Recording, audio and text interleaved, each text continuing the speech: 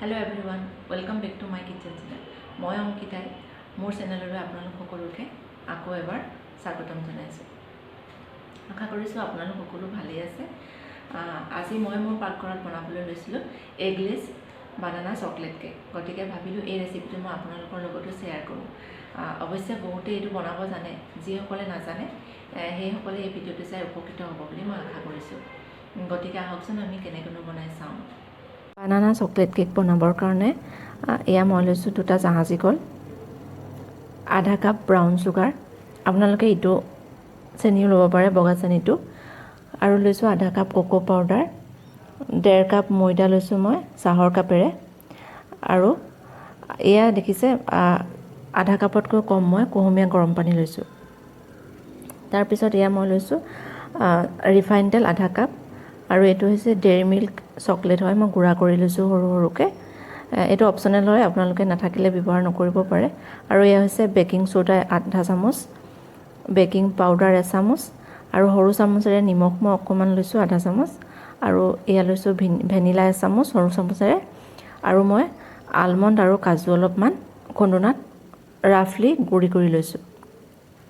এতিয়া প্ৰথমতে আমি বানানাকেইটা আৰু চেনিখিনি মিক্সিত ভালদৰে গুড়া কৰি ল'ব লাগিব। এয়া মই কল আৰু চেনিখিনি মিক্সিত গুড়ি কৰি ল'লোঁ। এতিয়া আমি এই সকলোখিনি একেলগে এটা বাতিত ভালদৰে মিক্স কৰি ল'ম। প্ৰথমতে আমি কলখিনি ইয়াত বাতিটোত বাকি ল'ম।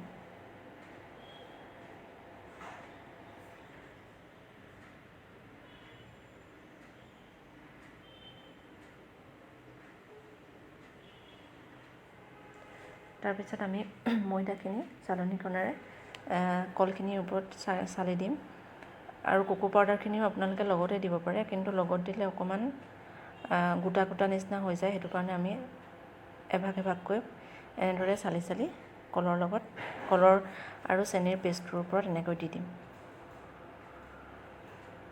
এয়া দেখিছে, এনেকৈ চালি ল'ব সেইকাৰণে লাগে যাতে ময়দাখিনিত যদি কিবা গোটা বস্তু থাকে তেতিয়া আমি এইখিনি বাহিৰ কৰি ল'ব পাৰোঁ। এয়া ময়দা আৰু কোকো পাউডাৰখিনি এতিয়া আমি এনেদৰে মিক্স কৰি লৈছোঁ কলৰ পেষ্টটোত।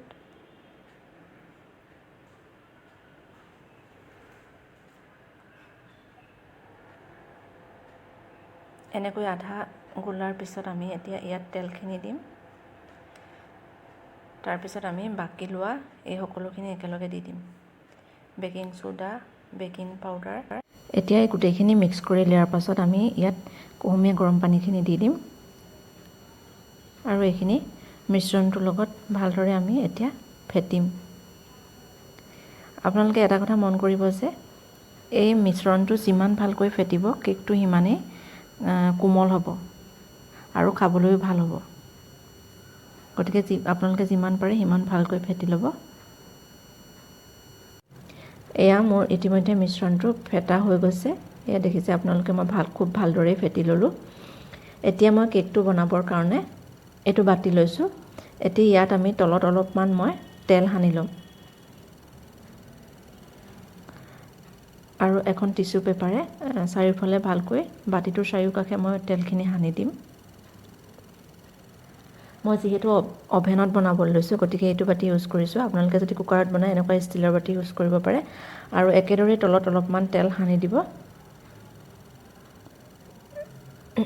এতিয়া মই বাতিটোৰ তলত এখন কাগজ, নৰ্মেল কাগজ মই পাৰি ল'ম মিশ্ৰণখিনি ঢলাৰ আগতে। তেতিয়া কি হয়, কেতিয়াবা যদি কেকটো দেৰি যায় তলত লাগি ধৰা চান্স নাথাকে। সেইটো কাৰণে মই এখন দি লৈছোঁ। আপোনালোকৰ ওচৰত যদি বাটাৰ পেপাৰ থাকে তেতিয়া আপোনালোকে বাটাৰ পেপাৰো ইউজ কৰিব পাৰে। মই এখন নৰ্মেল পেপাৰ লৈছোঁ, আৰু এইখনৰ ওপৰতো অকণমান এনেকৈ টিচুখনেৰে মই এডজাষ্ট কৰি দিছোঁ, তেলখিনি অকণমান মোহাৰি দিছোঁ। আপোনালোকে যদি অভেনত বনায় তেনেহ'লে 180 ডিগ্ৰী চেলচিয়াছত 40 মিনিটৰ কাৰণে আমি এই মিশ্ৰণখিনি বেক কৰিব লাগিব, আৰু তেতিয়া আমাৰ কেকটো 40 মিনিটৰ পাছত ৰেডি হৈ যাব। আৰু যদি কুকাৰত দিয়ে তেনেহ'লে একেদৰেই 40 মিনিটৰ কাৰণে একেবাৰে ল' ফ্লেমত ৰাখিব গেছটো, আৰু 40 মিনিটৰ কাৰণে সেইটো সিজিব দিব। এইখিনি মই সমান কৰি দি ল'লোঁ। এতিয়া ইয়াৰ ওপৰত আমি খুন্দি লোৱা চকলেটখিনি মই ছিটিয়াই দিম।